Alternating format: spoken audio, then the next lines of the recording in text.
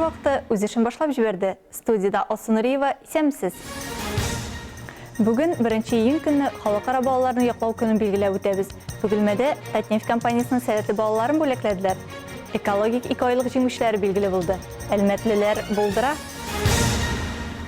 Бүгін халықара балаларын яқлау күні. Жайның 1-ші күнінде бұл бейрәмні бүтін дүнияда айырымжылылық һәм қайғыртышандық білен белгілеп өтелер. Чөнки аның түпкер ойлары біздің нарасыларыбыз.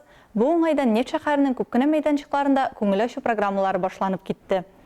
Шәһәр халқы һәм қонақлары үшін түрлі ижади конкурслар, спорт ярышлары һәм башқа бик көп ойыннар әзірленген иде. Бейрәм белән әлмәтлеләрне үзенең традицион туры эфирында шәһәр һәм район башлыгы Тимур Нагуманов та котлады. Балаларны яклау көне дөнья күләмендә 1950 елдан башлап билгеләп үтелә. Әлеге бәйрәм турында карар 1949 елның ноябрендә Хатын-кызлар халыкара демократик федерациясе махсус сессиясында кабул ителә. Берләшкән Милләтләр оешмасы әлеге инициативаны хуплап, балаларның хокукын, тормышын, сәламәтлеген саклауны үз эшенең өстенлекле юнәлеше итеп игълан итте. Балаларны халыкара яклау көне ул 1-нче чиратта өлкәннәргә балаларның яшәү хокукын, фикерләү, дин тоту һәм белем алу, ял итү иреген тәэмин итүнең, аларның физик һәм психологик көч кулланудан саклауның, балаларның хезмәтен тыюның гуманлы һәм гадел җәмгыять төзүдә мөһим шартлар икәнлеген искә төшерүче көн. Җир йөзендә яшәүче барлык милләт вәкилләрен бүгенге бәйрәм көне белән котлыйбыз. Күк йөзебез аяз, балаларыбыз бәхетле, киләчәк тормышыбыз якты булсын. Балалар тормышыбызның бар мәгънәсе һәм илһам чыганагы. Аларның мәрхәмәтле, кешелекле һәм иң мөһиме сәламәт булып үсүенә ата-аналар, балалар бакчасы, мәктәп, гомумән җәмәгатьчелек бурычлы. Районыбыздан төрле бәйгеләрдә, олимпиадаларда һәм спорт ярышларында яклаган балаларыбызның уңышлары белән без чиксез горурланабыз. Кадерле балалар, сәламәт, акыллы, белемле һәм игелекле булып үсегез. Сез безнең киләчәгебез, якты өметебез.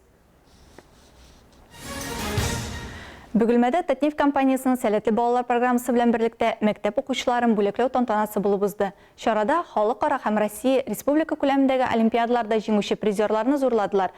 Укучыларга 25 һәм 15 мең сумлык сертификатлар тапшырылды. Тулырак махсус хәбәрчебез Айгөл Шәрәфиева материалында. Әмир Мусин кичкенәдән табигатькә гашыйк. Шуңа да әйләнә-тирәне өйрәнү фәне буенча Россия күләм олимпиадада призер исемен яулаган. Биология, химия һәм физика фәннәре белән якыннан таныш. Мәктәпне алтын медальгә тәмамларга хыяллана ул. Мин бу ел 1-нче мәртәбә тин буенча олимпиада катнаштым. Ул Түбән Новгородта үтте. Мин анда бик кызыклы иде, күп кешеләр. Аннан соң мин 1-нче мәртәбә катнаштым и 1-нчедән призер булдым. Призер булып чыктым. Татарстанның сборныйсында 2-нче урын алдым. 10-нчы сыйныфлар арасында. Миңа бик ошады олимпиада. И киләсе елда да мин катнашырга телим. Әмир кебек Россия күләм халыкара олимпиадада җиңүчеләр Бөгелмәдә 8. Кемдер мордва, чуаш, татар теленнән алдынгы, кемнәрдер физик культура һәм иҗатта көчле. Мәгариф идарәсендә узган тантанага килүчеләр арасында аларның укытучылары да бар. Раиса Иванова мордва теле белгече, аның укучылары ел сайын призерлар исемен яулый икән. Быел мордва теле буенча республика олимпиадасында 11-нче мәктәптән 2 укучы җиңде. Призерлар 8-нче мәктәптән һәм 2-нче лицей укучылары.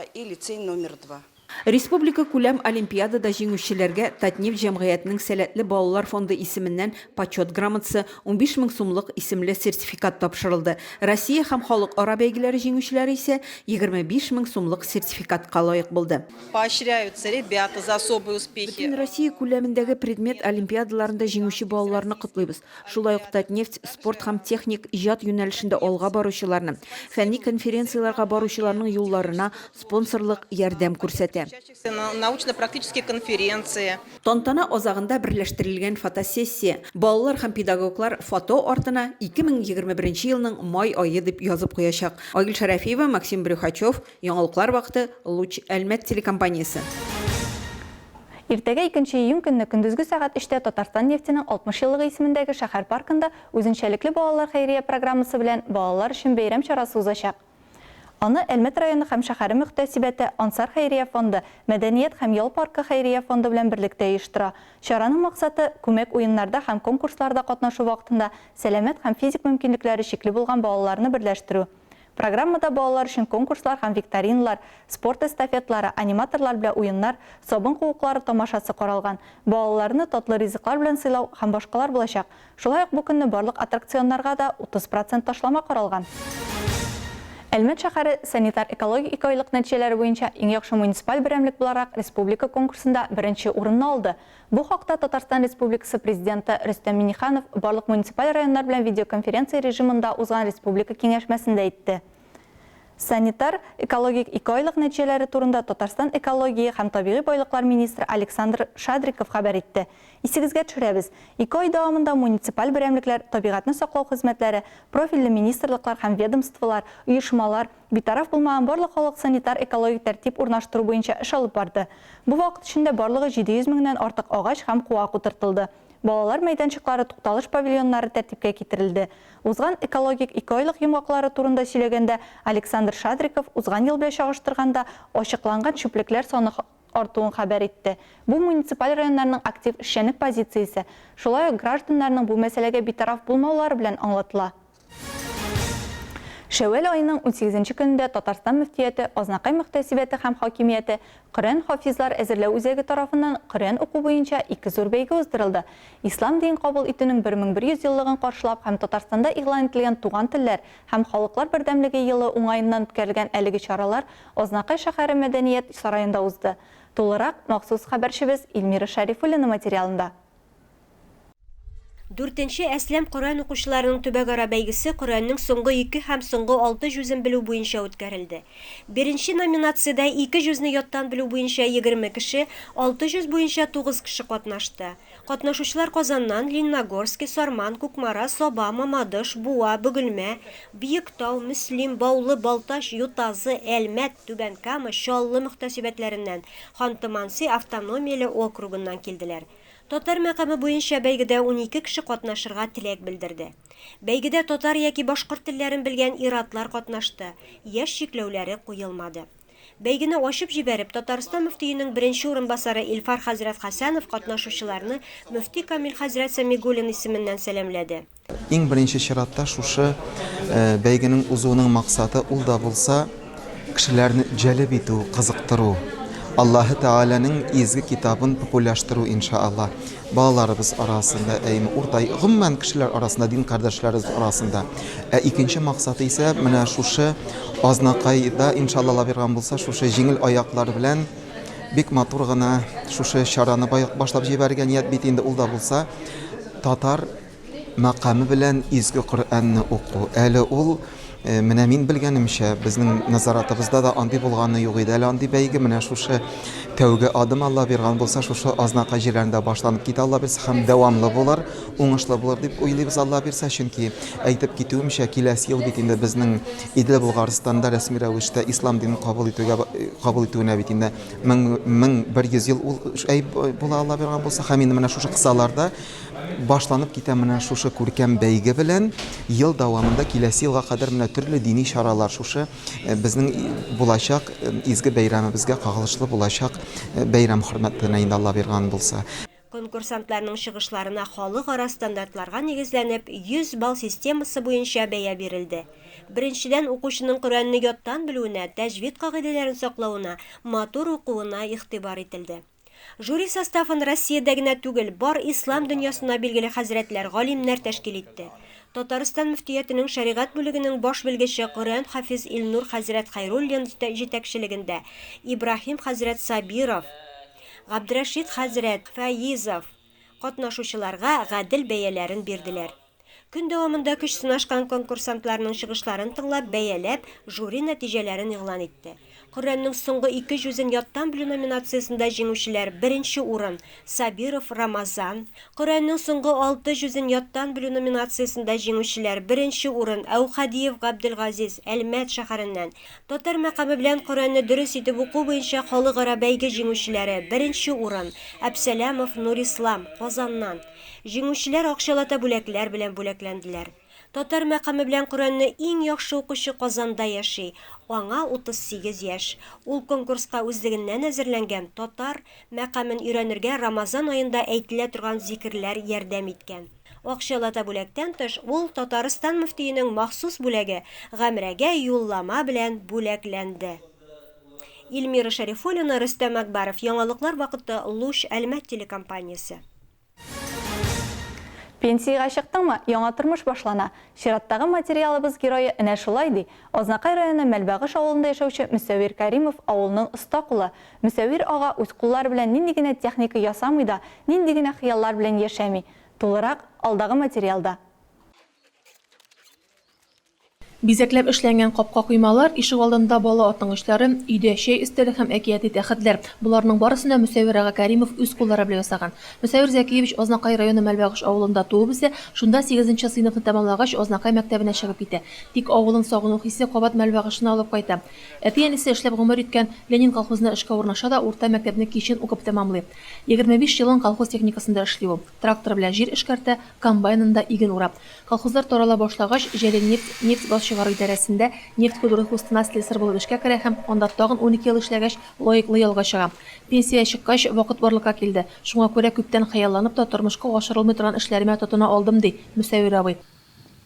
Тормыштан киләйин, тормыштан кешегә сәләт бирелә бит инде ул. Әти тоже механизатор булып эшләде инде. Сәләт дигән әйбер бар. Тырышлыктан да килә торгандыр. Менә хәзер бит инде ана шул әлегә баягы интернет заманы. Бер кирип китсәң анда Кодакны ничек кагыра икән дә өйрәткәннәр. Шулай теләгең булса, бөтен әйберне эшләп була. Менә тикмәгәнгә әйтмәгәннәр бит. Җегет кешегә 70 төрле һөнәрдә әз дип. Тикмәгәнгә әйтмәгәннәр, действительно, шулай булырга тиеш тә ул. Мөсәвир агаларның ишек алды машина трактор паркын хәтерләтә. Биредә балалар өчен үзйөрешле техникада, 4 тәгәрмәчле мотоциклда, бакча, сөрә, йомшарта, чәчә һәм түтәлләр эшкәртә торган тракторлар да бар. Барлык техниканы Мөсәвир абый үзе җыйган, идеясе интернет киңлегеннән алынган, запас частьләре каян таптым шуннан ди ул. Бәләкәй тракторны берсен сүтеп, ансы шамагач менә икене җыйдым инде, 2 трактор җыйдым. Бусы белән. Шоу була инде бусында тракторга шутласаң. Ягынан шул мотоцикл, ниләр, шулар белән. Ковка белән шөгыльләнәм, халатны ковка белән шөгыльләнәм инде.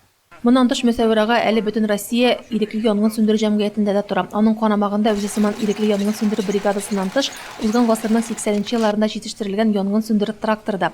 Әлеге техниканы заманында Ленин исемендәге колхозга кайтаралар.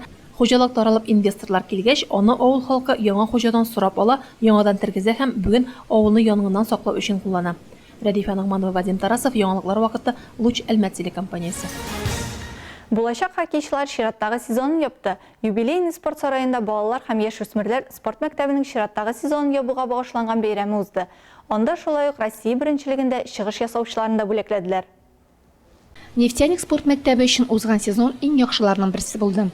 Идел буе төбәге беренчелеге нәтиҗәләре буенча Әлмәт хоккей мәктәбе күп кенә эре сәнәгать үзәкләреннән килгән көндәшләрен узып, гомум команда зачетында беренче урынны яулады. Чираттагы сезон ябылуга багышланган бәйрәм Татнефть компаниясе ярдәме белән үткәрелде. Об итогах мы очень довольны. Без бик канәгать. Безнең күп кенә балалар нинди дә булса урыннар яулаудан тыш профессиональ үсештә, үз осталыкларын күтәрүдә һәм торгызуда зур адым ясадылар. Әлбәттә, безнең өчен спорт мәктәбе тарихында беренче зур бүләк алу бик күңелле. 2003, 2004 һәм 2006 елларда туган балаларның уңышлы чыгыш ясау аларга беренче тапкыр Россия беренчелеге финаллары уенында катнашу хокукы бирде. Монда алар илебезнең башка төбәкләреннән килгән иң яхшы командалар белән бергә уйнады. Уен нәтиҗәләре буенча бер юлы 2 команда үз яшь категорияләрендә иң көчлесе булды. Нефтяник 2004 һәм Нефтяник 2006. Тагын икесе, Нефтяник 2003 һәм Нефтяник 2005 көмеш медальләр яулады. Бронза медаль Нефтяник 2007 командасында. Учитывая все трудности, которые мы... Сезонга әзерләнгәндәге хәтта сезон азагындагы булган барлык кыенлыкларын исәпкә алсак, финалда үз төбәгебез буенча лаеклы урын алуыбызга шат. Нигездә егетләр бу сезонда яхшы чыгыш ясадылар. Шулай ук Россия хоккей федерациясе һәм аның Идел буе бүлегенең махсус призлары белән иң яхшы уенчылар бүләкләнде. Шундый бүләккә Әлмәттән бер юлы 9 егет лаек дип табылды. Нефтяник мәктәбен тәмамлаучыларны хөрмәтләү кичәнең дулкынландыргыч мизгеле булды. Быел аны 30 бала тәмамлап чыкты. Очень круто здесь. Монда басып тору, бу медальләрне һәм хис-тойгыларны алу бик шәп. Әлбәттә, хоккейның үсеше яхшы. Моннан тыш Нефтяник 2010 командасын яшь хоккейчыларга багышлау булды. Бу егетләр узган сезонда үзләренең беренче Россия трофеен Идел буе кубогын отты инде. Хоккей онтын бөтен команда исеменнән команда капитаны Максим Максимов җиткерде. Асу Амирова, Мария Китай, Рафаэль Сафин, яңалыклар вакыты, Луч Әлмәт телекомпаниясе. Бу сезгә җиткерәсе соңгы мәгълүматыбыз иде. Мин Алсу Нуриева һәм монтажер Илдар Гимаев сезнең белән саубуллашабыз. Игътибарыгыз өчен рәхмәт.